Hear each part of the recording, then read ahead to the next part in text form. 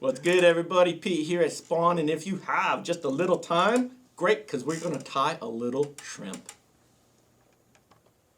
Alright, tying a little baby shrimp today. So we've got the Ahrex FW555, and this is a size 10. For the bead, we've got the Spawn football slotted tungsten bead in peach, size 6mm.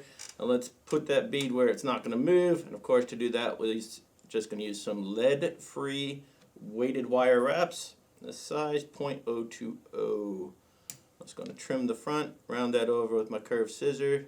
By all means, pinch that with your thumbnail, whatever you want to do, whatever makes you happy on the vise, that's what you should be doing. Once those are both rounded over, I can slide that weighted wire into the back side of the cavity there. And now we use some thread to lock it all down. So today I've got some orange thread from Uni. This is some 6/0, and I'm using the Stomfo Steel Tech bobbin. What a workhorse this has become. Love it. And I'm also tying on the Stomfo transformer. And just to make those video transitions a little easier when we're flipping that fly all around, I've got the number 2 head in there if you're curious for the Stomfo transformer. Alright, minimalist. That's what we're thinking here. So we're going to just tie a very small version of a shrimp, so that when we get into the situations where those cutthroat are in some shallow water or they've just seen a lot of activity and they might be a little jumpy, this is how we're going to still have a really good shot at catching a bunch of them. Just knock that size down a little bit, take out the fear factor, if you will. So all I've done right there is veil a little bit of Spawn Simi Seal and Ghost Shrimp UV Orange. And this is one of those steps you could probably get by without, but here's the reason I do it. I'm going to come in with some easy shrimp eyes, and this is transparent smoke gray in the extra small size. And so this little bit of dubbing is just where these eyes do meet. If I get a little silly with my material and forget that spacing is there, like, that's going to help me just keep those eyes separate a little bit longer. And let's get that tied in. Of course, we're tying on a jig style hook here, so we've got to have those eyes on the top. When you look at it from underneath, you still want to be able to see those eyes while we're rocking. Get that tied down a little bit. Got just a little bit left on that tab that we can trim out. Nothing to it. Alright, so then just to come in with a little bit more of a trigger, if you will, for a little bit of realism, we've got some Bucktail, and a very, very small pinch of Bucktail at that, in the color ginger. And so we're going to lay that on top, and now we're going to have that dubbing, doing double duty, not just keeping the eyes in a good spot, but it's going to start looking like mouth parts. And then we're going to come in with our Bucktail like this. We'll split it over the hook points. We've got half on each side roughly. And now we've got the antennae and different feelers coming out of that shrimp. So even though it's a micro, mini, whatever you want to call it, you can still have those triggers involved that'll cause fish to eat. And if you're going to have the debate with yourself, do I put it in, do I not put it in? By all means, I suggest putting in all the triggers. And if the problem at the end of the day is, man, I don't know why I caught so many fish again, what a great problem to have. Alright, so now you see I've turned this bad boy upside down. We're going to come in with one single leg. And this is a grizzly micro leg in clear. And so, again, this is a very, very simple fly. Mini shrimp, and boy does it get eaten.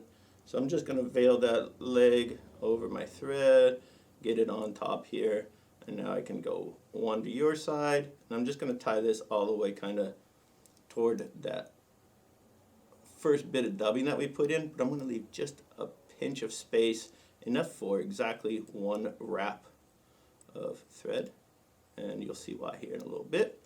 Nothing to that. Now we've got some copper wire, and this is copper brown, and this is the old school ultra wire. It's not the new Uni soft wire. but by all means, when we do the material list, I will try my best to remember to give you the equivalent of that in that soft wire, because it works really well too.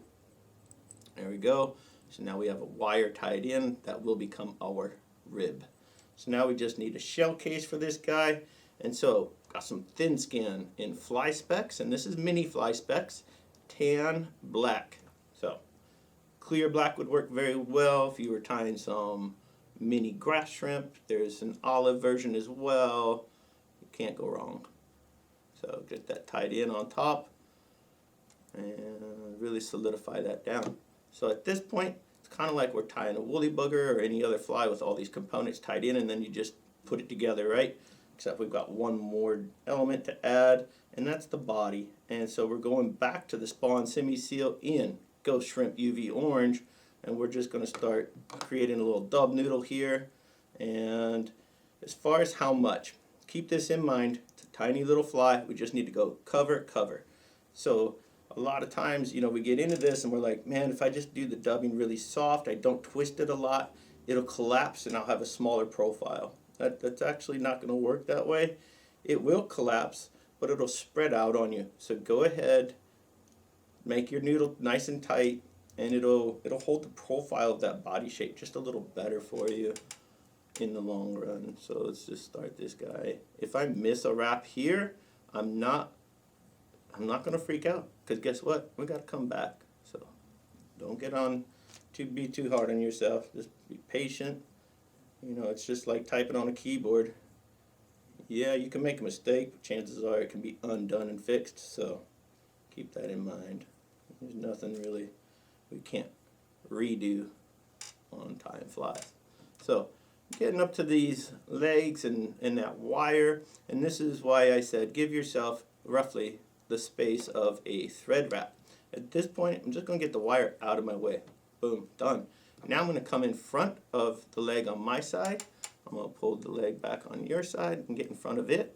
So now it looks like our legs are going to go the wrong way, but by the time we come back with our next wrap, pull the leg forward and do the same on your side.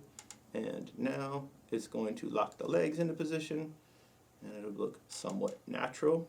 Bring the wire back into its original position, over the hook bend, and now we simply finish our dubbing of that underbody all the way back. And those little spaces that we missed, how about that? They're going to fill in just fine.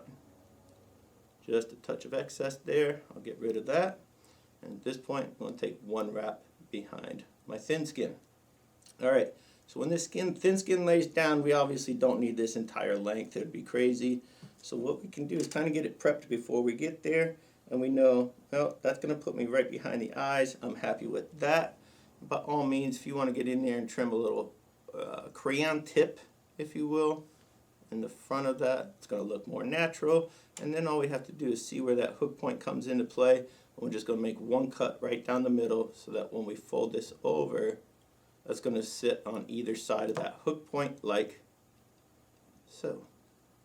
And this is a very small amount of thin skin. It's roughly 1/8 of an inch that I cut. And it's not based off of the hook gap on this because it's a big hook gap. It's rather based on the width of the fly body itself. And it's not pretty. It's a lot of action going on in that small space. So bear with me. There we go. So just kind of cheat it here on this first one. I'm going to come over with my left hand and then switch. Don't want to put a lot of pressure on that first wrap. I do want to put more pressure on the second wrap.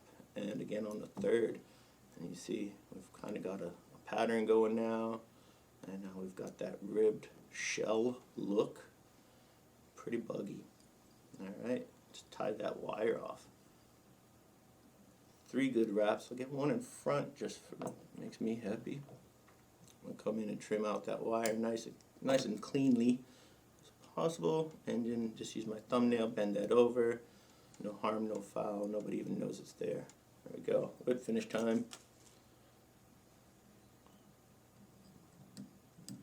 There's one whip finish. Let's throw in a second one because I can tell you this thing gets chewed on. I'm not doing resin on this shell. If I were tying a bigger version, I might be tempted, But this thing is pretty quick, easy to tie. You can fill a whole row or two in your box. So on something this size, I'm not going to go crazy with resin and all that. I am, however, going to use my scissor to get roughly a body length, transfer that to my legs, and one cut. Boom, there's our legs. Come in with a little Loon hard head for our cement. Let's cover those thread wraps. You don't want to go to all the effort, make these really cool flies, and then forget maybe the simplest but one of the most important aspects, and that's securing all of our hard work. There we go. And that is a micro shrimp, especially important this time of year. You get into these pools, if you're wondering, man, how do I get just maybe an extra fish out of there?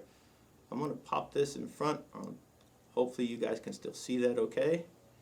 And there you got it. Buggy from any direction you look. By all means, you could brush this body out a little bit too, but you don't have to. They know what it is and they're happy to eat it. Thank you guys for following along. If you like this, please smash that like, smash that subscribe button. We'll see you guys on the water.